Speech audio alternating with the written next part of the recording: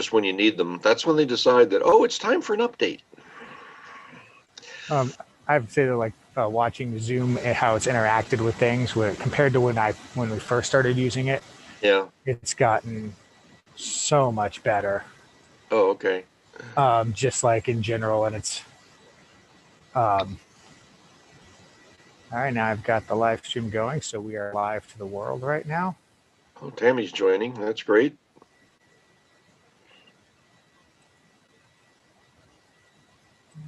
Hold on, and I want to.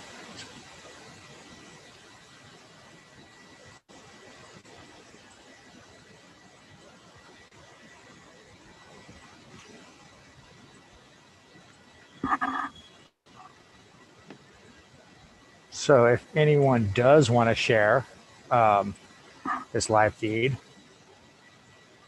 I'm going to drop a link to it in the chat. You can see it right here. Additionally, if you want to follow along or get the slides that we're using, here are the slides. That's an interesting idea. Yeah. Yeah. Share it with your own friends.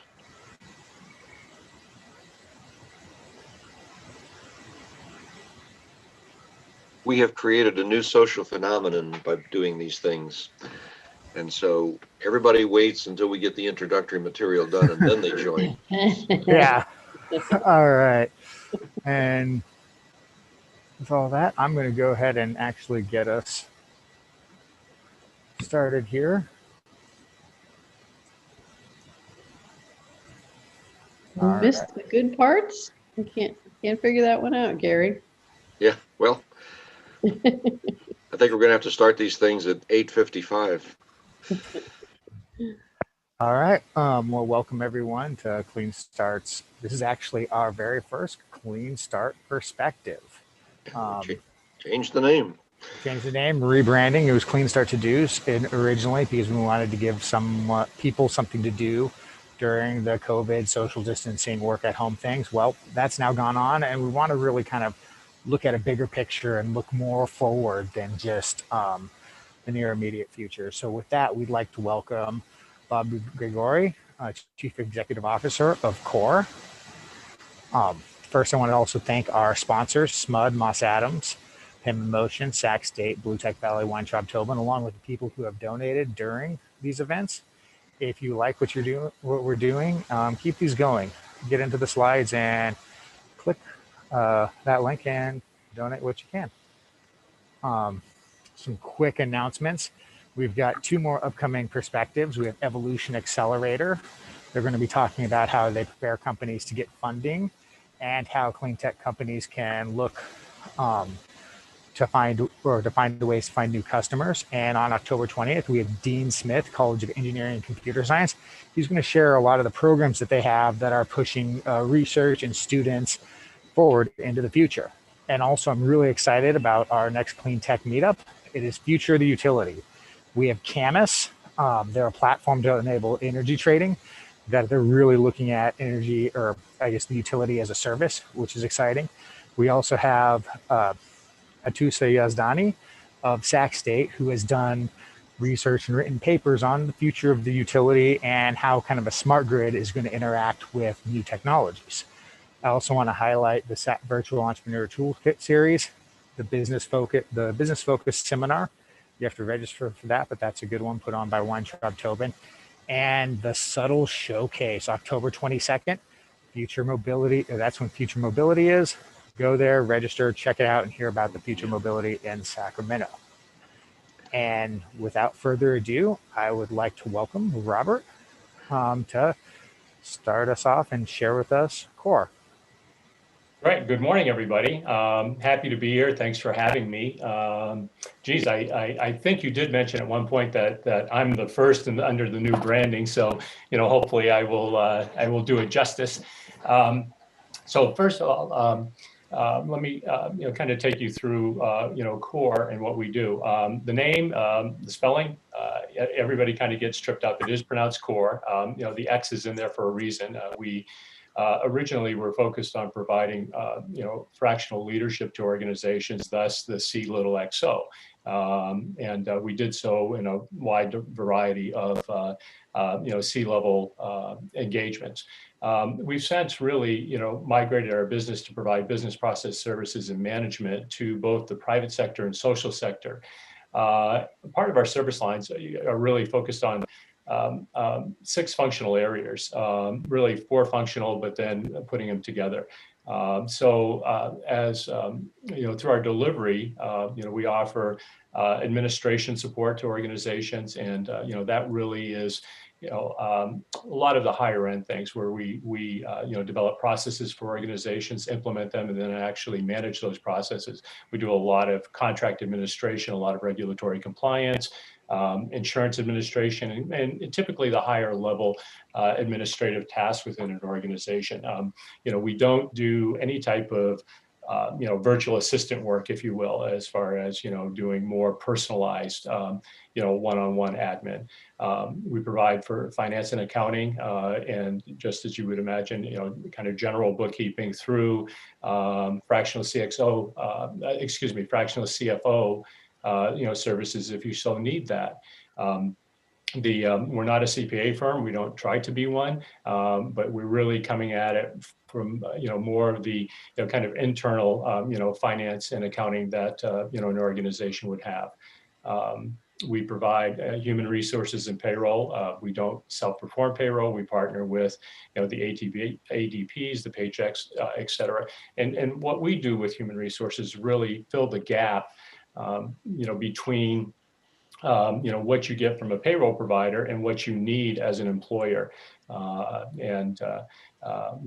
Really everything from onboarding employees to, compliance and regulatory issues to, putting together your employee handbooks, keeping them updated, and, making sure that, the organization is supporting talent in the way that they need to be supporting. On the technology side, we support technology applications. We're not an MSP in the true sense of the word. We don't really support hardware. Most organizations have that covered. Where we step in is really supporting the kind of a lot of the tools that you utilize day in and day out, primarily SaaS-based tools.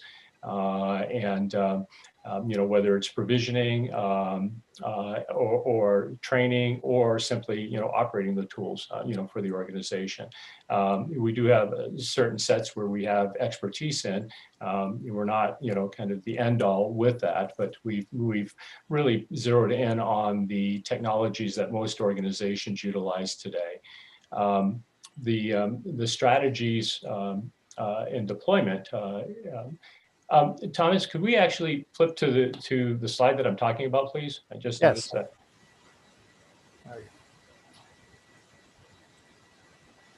There we go.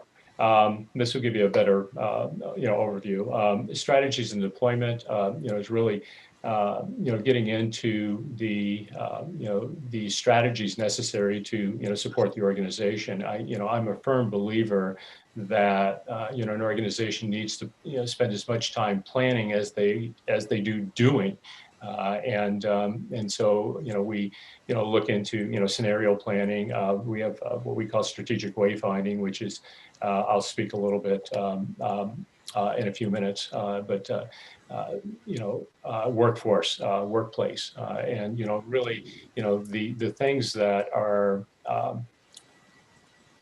organizations need to be concerned about, but a lot of cases don't have time to deal with. And then we offer customized solutions, and this is something that we didn't necessarily see coming, but it's something that's becoming a big part of our business. As an example, we were just included on a CARES funded project by the city of Sacramento, which is the focused on inclusive economic development for disadvantaged businesses. It's called the SAC IEDC program. It's fiscally sponsored through the SAC Asian Pacific Chamber, and there are 15 partner organizations that are local chambers and PBIDs that are supporting the program, and it's reaching out to disadvantaged small businesses, within Sacramento, but it's also open up to all businesses within Sacramento, which I think is a wonderful thing.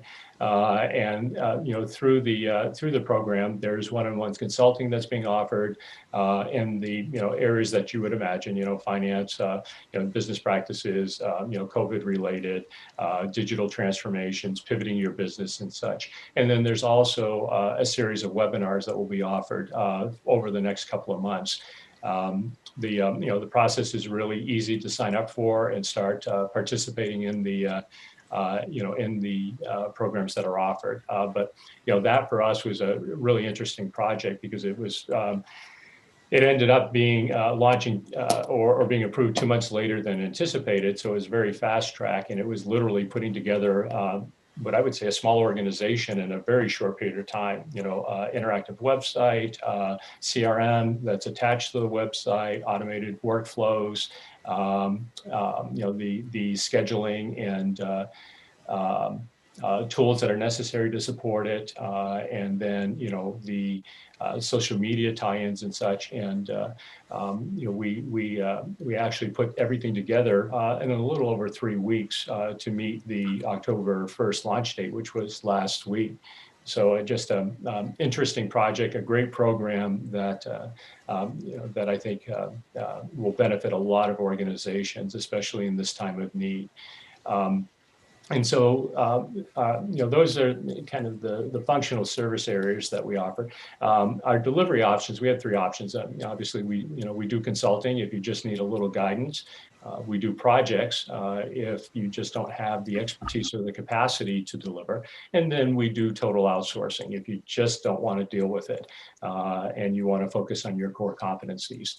So that's kind of the overview of CxORE. Next, I'll just go into, kind of my perspective on a few things.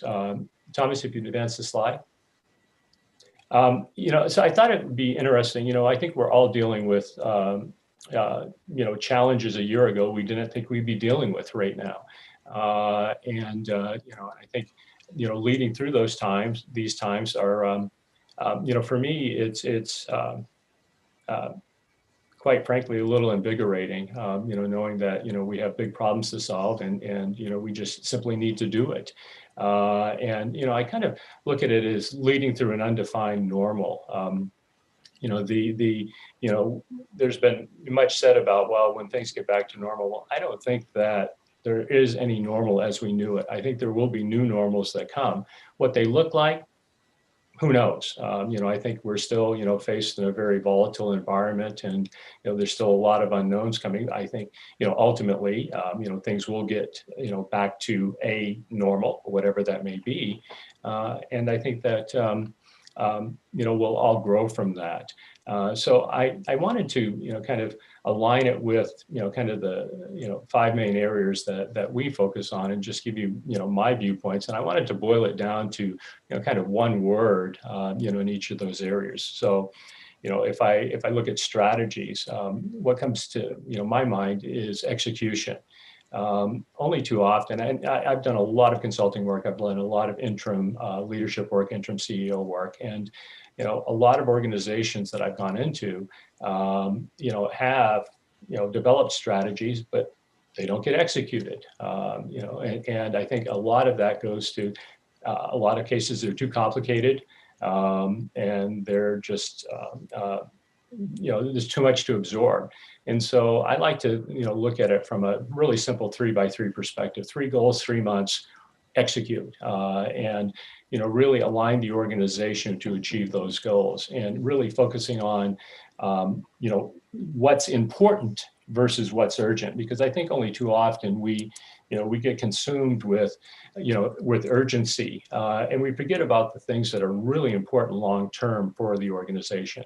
And so, that's what comes to mind when I think about strategies.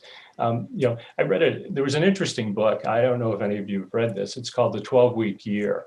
And it was recommended by someone to me, I don't know, maybe a couple of years ago. And I read it, and it was, kind of along my own philosophy of 3x3, which I've had for a long time now, and I call strategic wayfinding. And basically it's boiling, every year down to 12 weeks, and condensing things to, really, get to speed and execution. And it's just a, really interesting concept, kind of fascinating when you think about it. Much harder to do and stick with. We've actually, tried it. I, with everybody else, get a hairball once in a while and say, okay, let's try this. I made my leadership team, read the book and say, okay, let's do this. And, it was great. It lasted for about 3 weeks. And then we said, oh, just too difficult. But great in thought. When it comes to administration, I think the word, right now is reimagine. I think we're having to reimagine a lot of different things, within our organizations today. And I look at administration and say, okay, well, what do I need to support my core competencies? Because ideally you want to be focused on your core competencies and, potentially offload the things that are not your core competencies. Sometimes that's easier said than done. But I think there's great opportunities out there to, reimagine how things are done. I mean, as an example, I'd be interested in hearing this from you all, but, if we go back to rewind to the end of February last year, did you think that your workforce was going to be working from home? Did you think that they could work from home? The vast majority of people would say no, that they couldn't be effective. I've been maintaining for years that you can, effectively lead from a distance, and I've done that. But I would, faced a lot of resistance with that as well, saying, it's not the same. And I agree, it's not the same, but you can effectively, lead and execute, from a distance. You just have to adopt different styles and stuff. So when I get to reimagine, it's reimagining, what you really need, in your business to support the business. As another example, workplace needs are changing, very rapidly. We were very fortunate with CxORE as we designed it to be virtual from day one. All of our systems are SaaS-based. We wanted to be geographically neutral. We wanted to be able to service clients no matter where they were.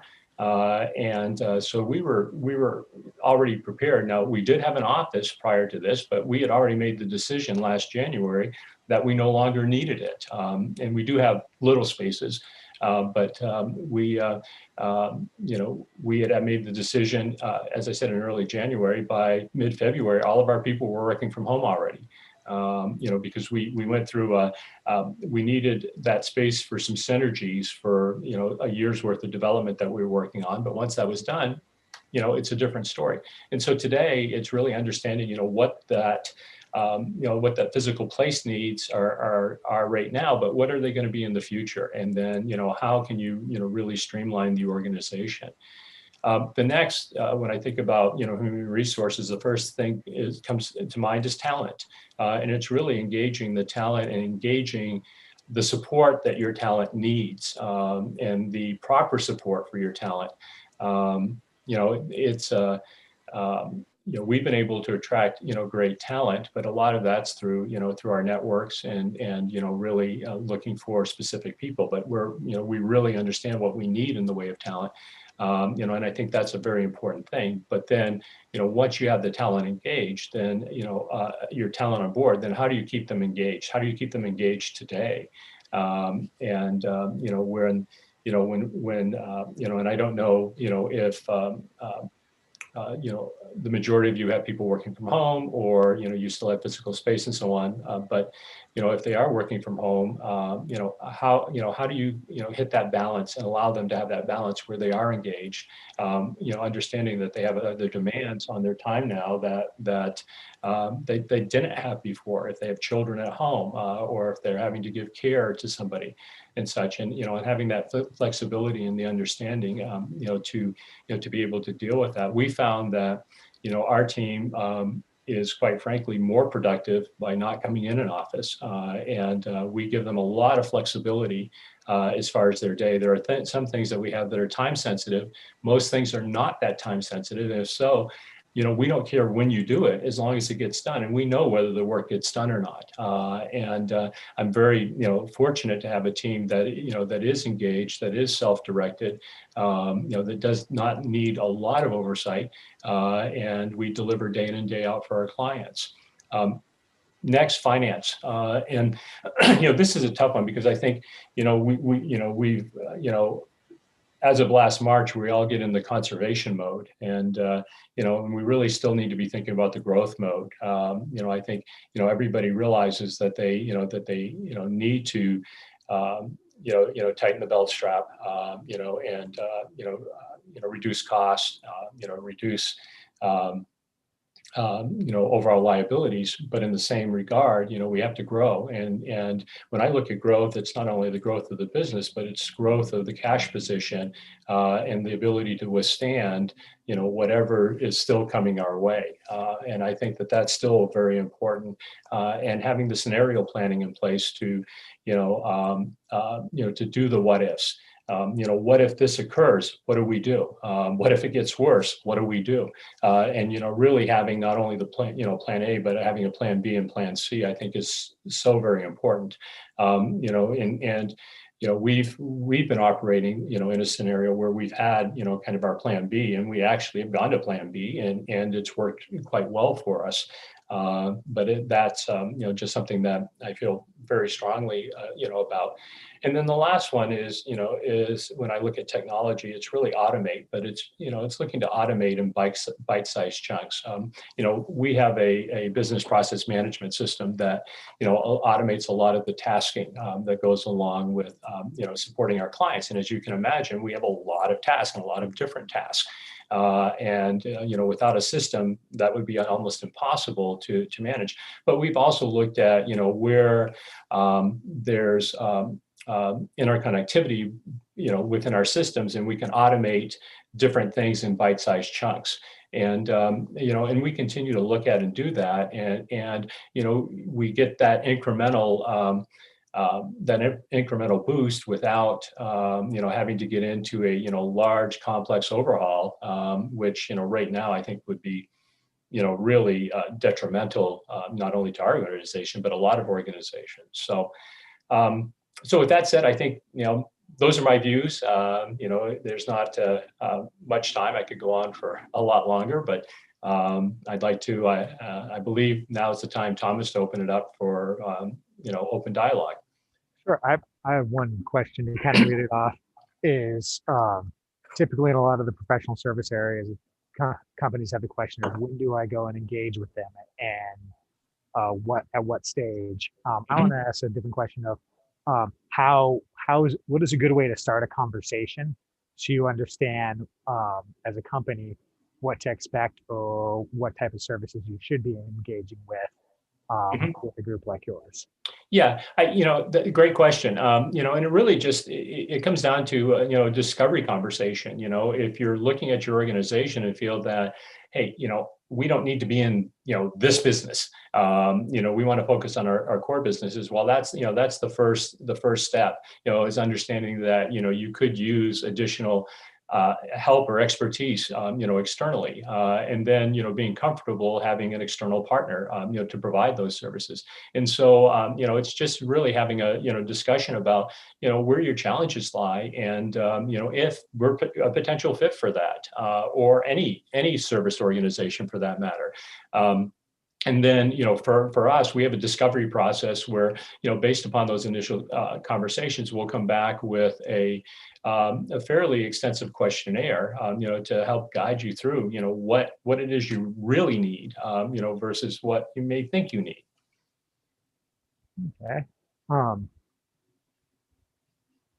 Gary, you're muted. Gary, you're muted. That's right. How do they contact you? Could you put an email address in the chat? Yeah, sure, absolutely. Absolutely. And I love your phrase, leading through an undefined normal. Boy, that captures where a lot of people are right now. Don't even know what normal is going to be going forward. And I also like the 3 goals in 3 months. Have you had any experience with clean tech startups that you've shepherded through some of their early days? Not directly. I mean, I've been involved in the entrepreneurial ecosystem for quite some time. And we're fairly neutral when it comes to industry. Sure. Because if you think about the business processes, I would argue that a business is a business is a business. And so there's a lot can be transferred. I have the expectation that our client knows their business, and knows what they need to do. We need to know, what to do to support them. So, having an understanding, obviously, of what they do is important. But more so, is being able to adjust business processes to support their business.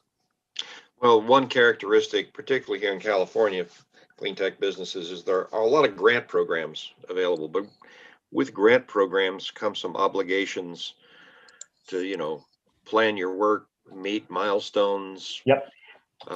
Deal with cash flow situation. And, it's one of those situations where, hooray, you won a Cal Seed grant. Right. Now, what do you do? So there probably some really good opportunities that people should be thinking about. Within the 3 goals, 3 months, make sure you're getting your progress reports in and make sure you hit the milestones you said you were going to hit in the grant application. But, it's like a great fit for the things that you've listed here on your perspectives page. Gary, to that point, we do deal with a lot of nonprofit organizations that are heavily grant funded. And so, we do, a lot of, abstracting and grant administration, in way of, watching the milestones and, the triggers, and then assisting, with the tracking, making sure that the financial system can track the grants appropriately, and the budgeting that's associated with it, and the allocations and such. And so, as well as the forecasting. So we're very in tune with that, and that's something that, quite frankly, just about, every one of our nonprofit customers engages us with. Yeah, no, I that's a great point, and probably means we should talk to you more. And but one thing, we've got a lot of people that are raising money for the first time in their first rounds, and sometimes they are brand new entrepreneurs. Yep. And I haven't said it out loud, but I wish I could just take 25% of their money and put it in a lockbox where they can't touch it, because so many people will spend the money down to their last nickel and then say, I guess I should raise some more money, not understanding what a hole they've just dug for themselves, trying to raise money when it's all gone. So the whole execution thing and understanding, you got to look forward a bit. So important, so important. What do other people have as questions here?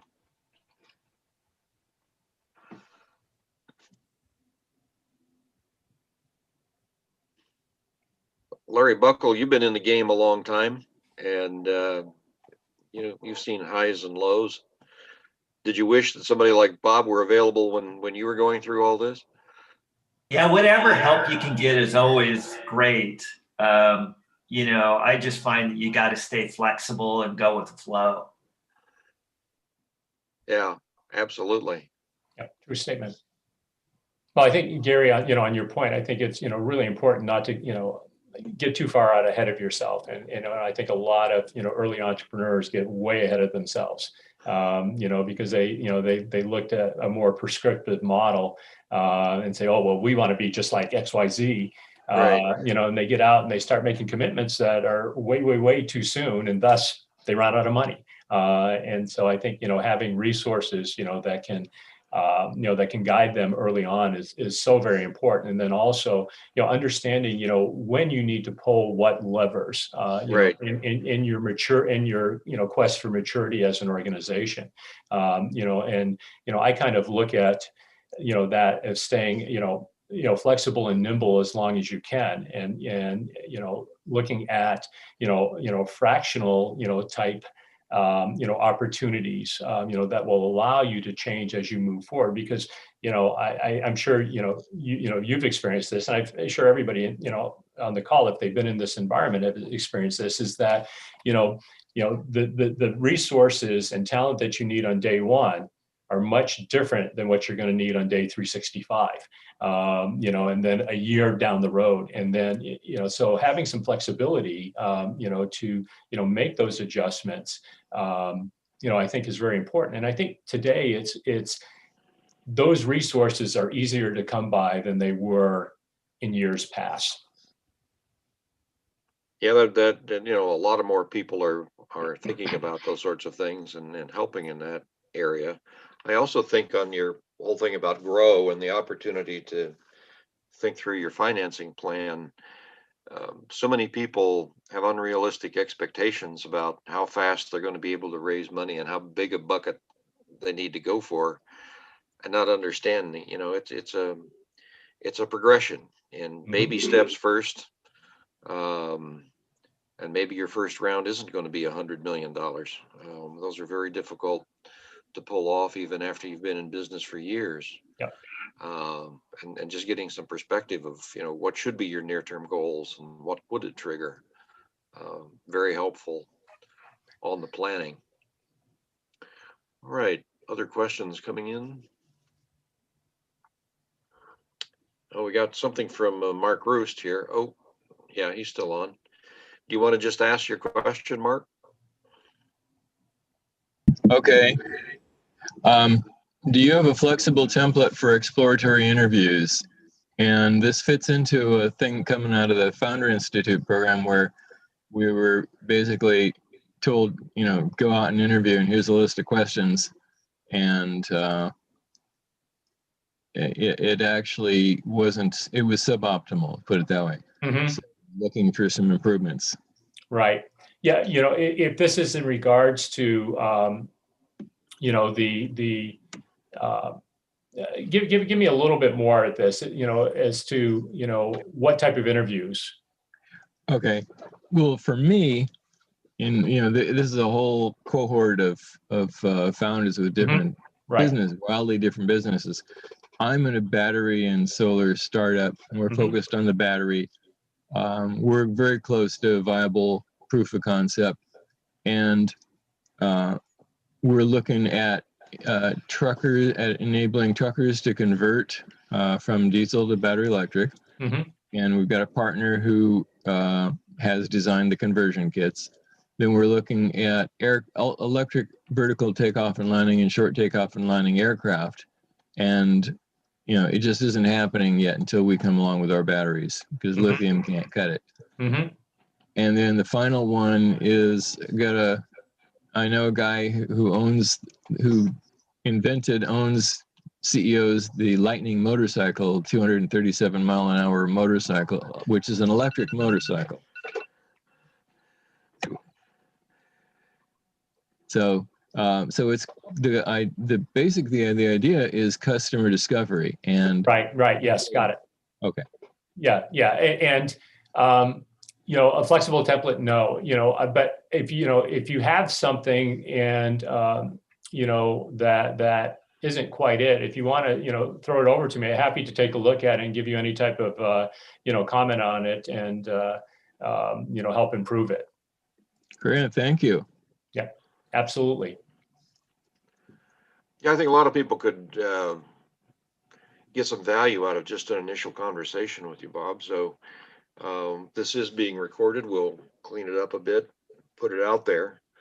But anybody on the phone today or anybody listening thereafter, contact Bob and find a way to get a conversation going. It's rgregoire at CxORE.com.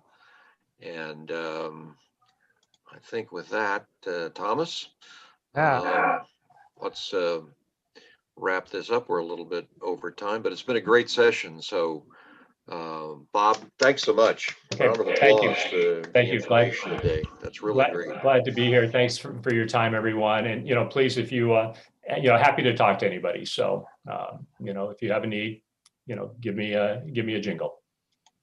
Absolutely. I want to echo that just because, or to connect with Bob on that, because a lot of people, like I said, the question of is when do I talk to the lawyer, accountant, or a professional service organizations or an executive on this?